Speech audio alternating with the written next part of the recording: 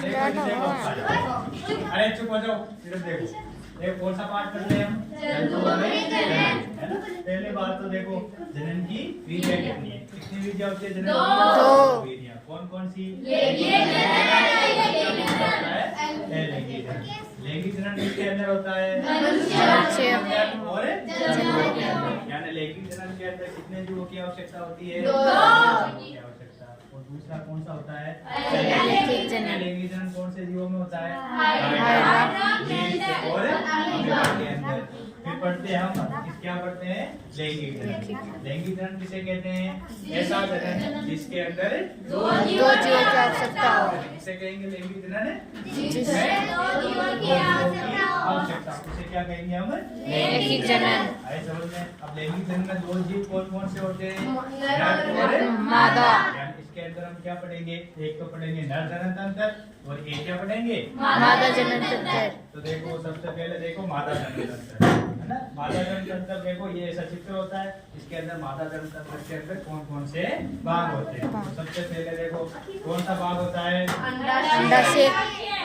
और मादा जनन तंत्र के अंदर दूसरा भाग क्या होता है? और कौन सा भाग होता है? गर्भाशय। कौन सा होता है? निषेचन कहाँ होगा मादा जनन तंत्र में? होता है अंडवाहिनी नलिका के अंदर। और भ्रूण का विकास कहाँ पर होता है? गर्भाशय के अंदर, है ना। इसी तरह हम पढ़ेंगे नर जनन तंत्र। नर जनन तंत्र के कौन कौन से भाग होते हैं?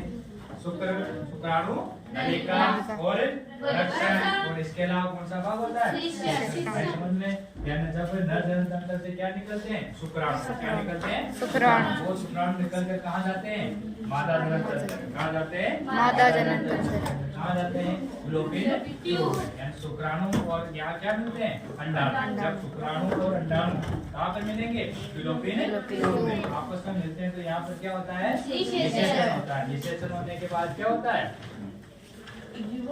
इसका विकास होता है युग्मनज। निषेचन के बाद क्या बनता है? युग्मनज। युग्मनज के बाद क्या बनता है? गर्भाशय में भ्रूण। क्या बनता है? भ्रूण। ऐसे करके किसका विकास हो जाता है?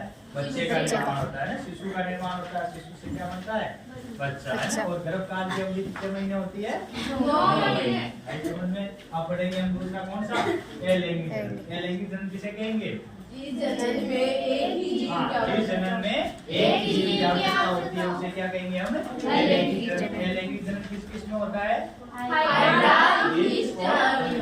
अलैंगिक जनन की विधियां बताओ कौन कौन सी होती है?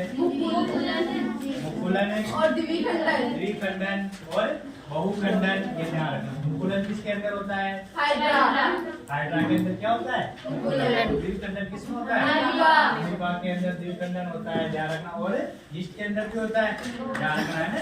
बहुखंडन किसमें होता है? बहुखंडन होता है प्लाज्मोडियम में, ध्यान रखना, है ना। आगे ये सारी विधियां समझ में